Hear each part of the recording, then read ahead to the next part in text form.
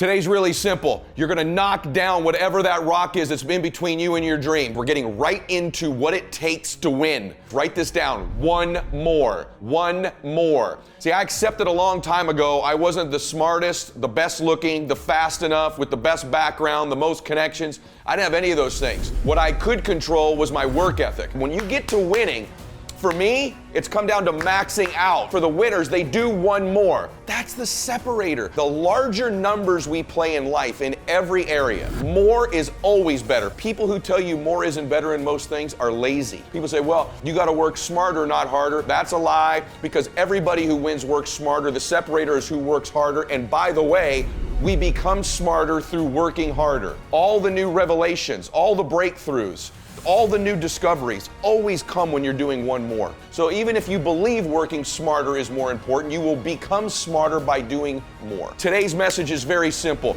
You can win. You should win, and you will win. I want you to feel this. You will win. You can't control all the exterior things in your life, people's attitudes, how they treat you, who cancels on you, who changes their mind, who hates on you, who lets you down. But you can control this. You can always go 46 instead of 45. You can always go 11 instead of 10. You can always make the next phone call. Always do one more meeting. Always do one more. And I promise you, you will knock down that rock that's in between you and your dream and make them come true.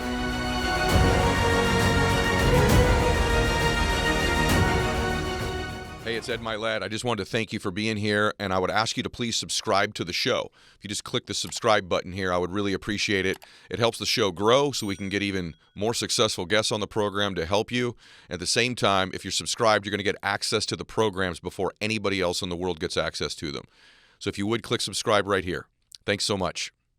Welcome back, everybody. I'm Mylett. I'm fired up about today's show because we're getting right into what it takes to win. And that is this. Write this down. One more. One more. See, I accepted a long time ago I wasn't the smartest, the best looking, the fast enough, with the best background, the most connections. I didn't have any of those things.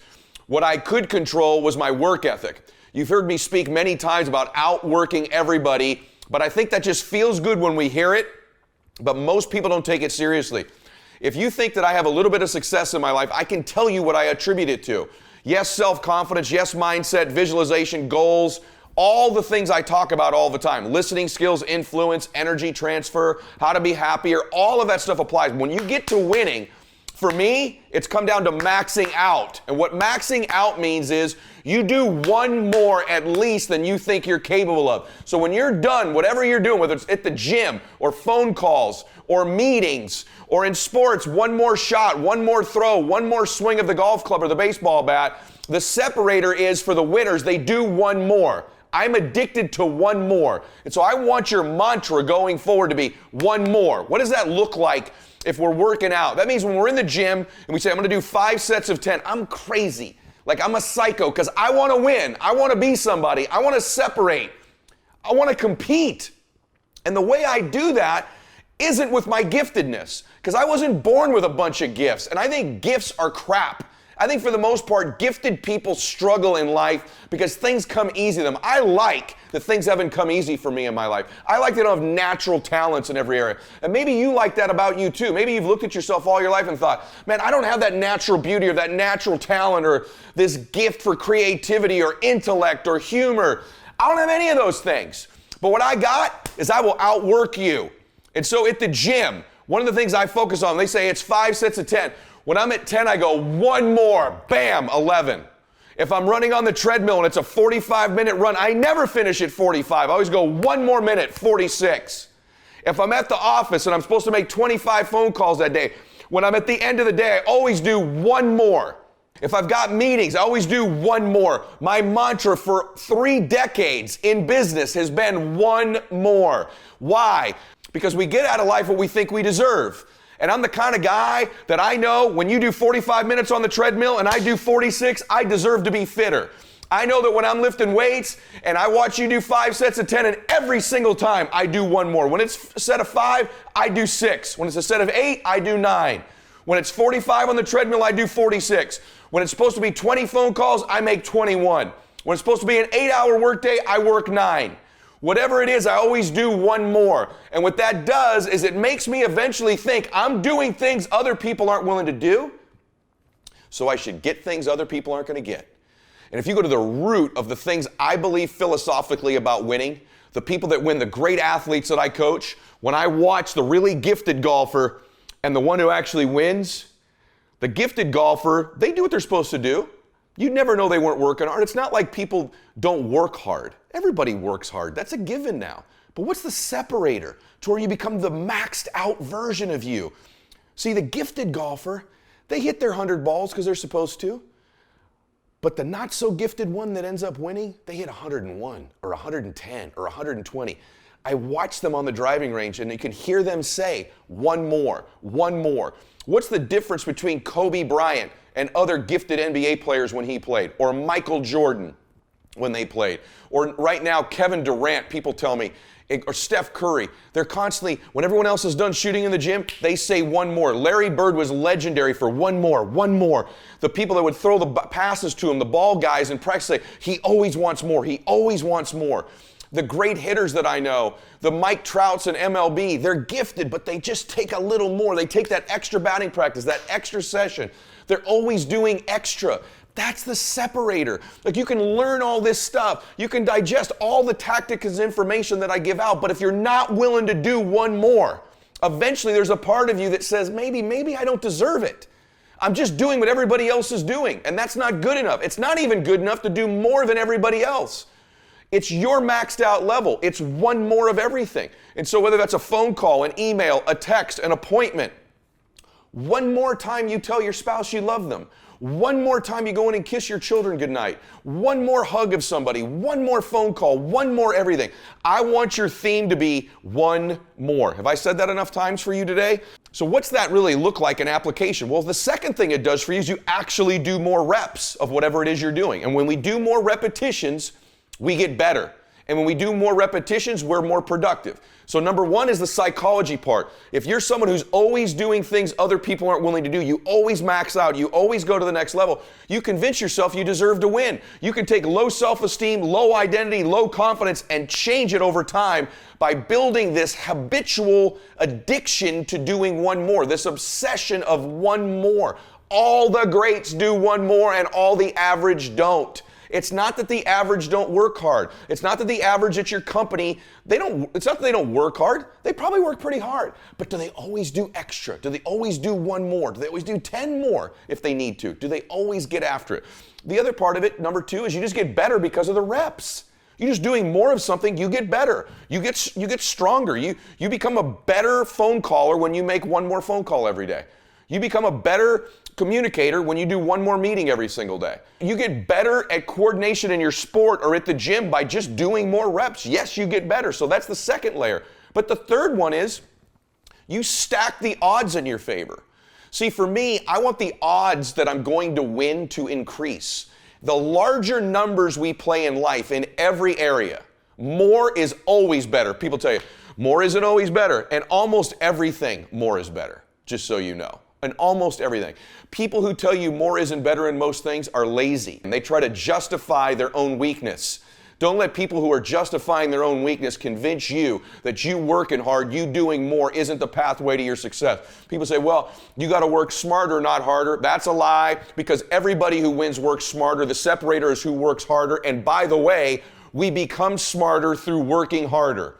All the new revelations, all the breakthroughs, all the new discoveries always come when you're doing one more. Always come through more repetitions. You find new ways, new strategies, new words, new keys by higher repetitions. So even if you believe working smarter is more important, you will become smarter by doing more. So if you work 300 days a year, let's just say 300 days a year, that's 300 more phone calls every single year. Over 5 years, that's 1,500 more contacts. 1,500 more contacts. Just think about that just for a second. Over 30 years, that's 9,000 more contacts. What are the odds the person who makes 9,000 more contacts or even 300 more a year are going to win? You give me two average people that walk in a room. Same ability, same skills, same backgrounds, same product. One of them makes 300 more contacts a year than the other one. Who's going to win? We know. How about over 5 years? One of them makes 1,500 more contacts over 5 years. Who's going to win? Over a lifetime, 30 years of work. One makes 9,000 more contacts. Who's going to win? You stack the odds in your favor. Never mind the person who made the 9,000 more contacts is better. They've got more reps. They've got more confidence. They believe they deserve to win. They just have 9,000 more opportunities. How about a golfer? One of them makes 300 more swings a year. And that's just one more swing a day, right? And over 5 years, 1,500 more, 9,000 over a lifetime. Who's more likely to win? So you pick anything you want. You begin to stack the odds in your favor. How about at the gym? If every day you went 1 more minute in your cardio, so it's supposed to be 45, you do 46. Do you know what that starts to do to you? You start knowing you're different. You start knowing you obliterate standards. You start knowing you can break through. When you break through an artificial barrier like 45 minutes, you do 1 more. It sets a catalyst for your entire day. It sets a syntax. It sets a mindset for the rest of your life. Never mind the fact that if you do 300 more minutes, which is 9,000 more over your lifetime, who's going to be more fit? So you begin to stack these things and your entire life changes. This is what I like to call compound pounding. Most people underestimate what time can do when backed up with massive activity. Right as I'm speaking to you, I'm looking out at the ocean right now, and there's a massive rock formation, and you can see the rivets in the rocks. And what caused those rivets in the rocks was compound pounding of the ocean hitting that rock over and over and over again. Over and over, compound pounding against that rock. And over time, that ocean breaks the rock down. Over time, where you can see the breakdown in a rock that water does hitting it. Think about that over time. Not one time when the water hits it, not 2 times, not 5 times. When you add up years and years and years of that water hitting the rock, it breaks it down. And that's like getting through to your dream. You have to be like that water hitting the rock I'm staring at right now, that over time, that compound pounding breaks down the barriers, breaks down the obstacles, breaks down anything in your way of getting to your dream. So I'm sold out on all the strategies and tactics that I teach you.